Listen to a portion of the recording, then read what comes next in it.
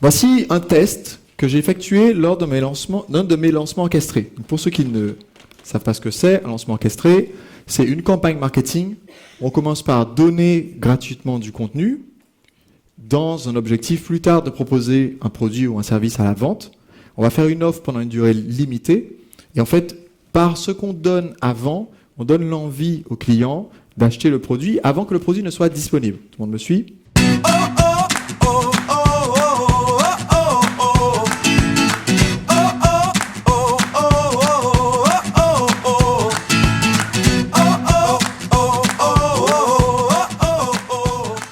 C'est le même principe qu'utilisent certaines grandes marques. Par exemple, à chaque sortie d'un nouvel iPhone, aujourd'hui on doit être au iPhone 9 ou iPhone 10. Je dis toujours ça comme ça périme pas ma vidéo. Au moment où on sort le nouvel iPhone, les gens qui sont déjà des fans ont eu droit à toutes sortes de communications pour les prévenir un peu de tous les avantages du nouveau téléphone. Parce que on ne veut pas leur dire que l'ancien était nul, mais on veut leur faire comprendre que le nouveau est tellement génial qu'il faut absolument qu'ils fassent la queue à 2h du matin devant un Apple Store pour être les premiers à se jeter à l'intérieur quand ça ouvre. Si Apple ne vendait des produits que le jour de l'ouverture des ventes du nouvel iPhone, c'est-à-dire si après avoir vendu le premier jour, il fermait la boutique pendant 1 an jusqu'à la prochaine ouverture, il serait quand même dans le top 10 des plus grosses boîtes américaines. C'est vous dire la quantité, le volume de vente qui est fait en ayant préparé les gens avant que le produit soit disponible.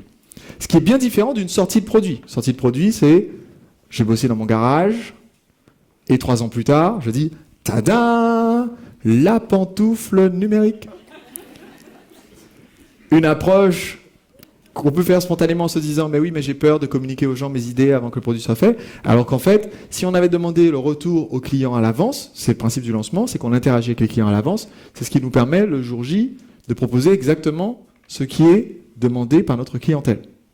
Donc, pendant mon lancement orchestré, au moment où on lançait une de mes formations, voici ce que j'ai fait. J'avais préparé mon lancement à l'origine sous forme de message texte. Je comptais offrir des livrets PDF.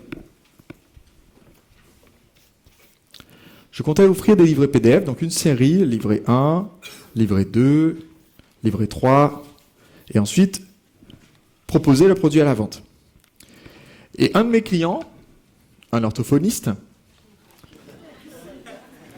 qui utilise la vidéo pour créer des DVD de formation pour les orthophonistes, m'a dit, écoute, ce que je te propose, c'est que je viens, on filme les vidéos, et je pense que ça va être beaucoup mieux pour présenter ton message, parce que tu vas pouvoir le présenter à l'image. J'ai dit, écoute, je veux bien essayer, mais dans le doute, je préfère faire un test. Donc, qu'est-ce que j'ai fait? C'est que pendant le lancement, on a effectivement fait vidéo 1, vidéo 2, vidéo 3, et 50% des personnes qui ont suivi le lancement n'ont vu que les PDF, 50% n'ont vu que la vidéo.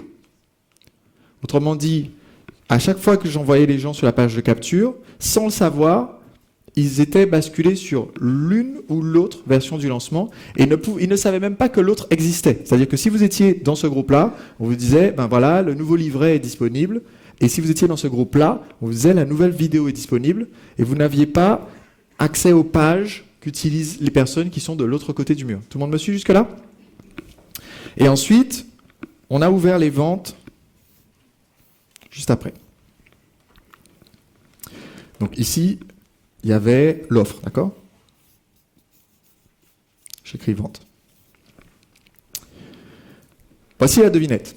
Combien d'entre vous pensent que mon message écrit a mieux converti, en termes de pourcentage de conversion une fois arrivé à la vente, que le message vidéo? Combien pensent que l'écrit a mieux converti? Ok, à peu près 5% de la salle. Combien pensent que la vidéo a mieux converti? D'accord, à peu près 95% de la salle. Vous avez tous tort. Le taux de conversion, une fois mesuré sur la page de vente ici, était exactement le même.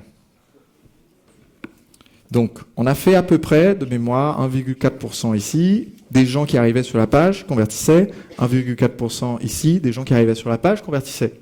Donc une fois qu'ils arrivaient sur la vidéo de vente, c'était indépendant, le médium utilisé auparavant était indépendant, enfin le résultat était indépendant du médium utilisé auparavant. Donc clairement, mon pourcentage de conversion venait plus de ma vidéo de vente. Ici, enfin, le mode employé avant de ce que j'ai dit ne comptait pas tellement. Je me suis dit, c'est quand même bizarre, parce que mon outil me dit que la conversion est la même sur cette page de vente pour les deux listes. Et pourtant, quand moi je regarde la liste des acheteurs, je vois clairement qu'ici, je vois beaucoup plus de noms de clients qui viennent de cette liste-là que de noms de clients qui viennent de cette liste-là. Donc il y a quelque chose qui m'échappe. Et voici ce que je n'avais pas anticipé. En fait, une fois arrivé là, pour regarder la dernière vidéo pour acheter, tout le monde convertissait au même pourcentage en arrivant sur cette page, mais 30% de plus parmi mes prospects regardaient jusqu'à la fin quand ils avaient vu de la vidéo. Autrement dit, je perdais des gens. Qu'est-ce que je veux dire par là? Si j'avais sur la liste, je donne des chiffres indicatifs pour vous donner une idée. Imaginons que sur la liste, ça va être assez proche de la réalité, 2500 personnes de chaque côté. D'accord? J'avais 5000 prospects, je les ai mis moitié-moitié. Eh bien, à la fin, le jour J sur la vidéo de vente, je n'avais pas du tout les mêmes 2500 qui arrivaient à l'autre bout.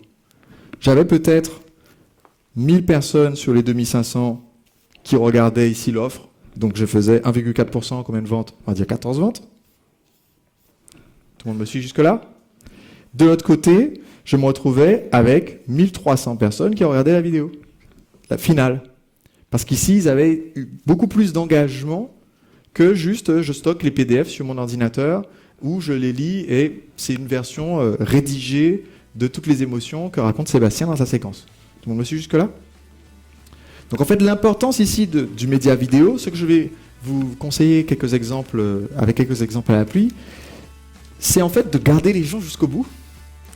Et ensuite, émotionnellement, on peut avoir beaucoup plus d'impact via la vidéo.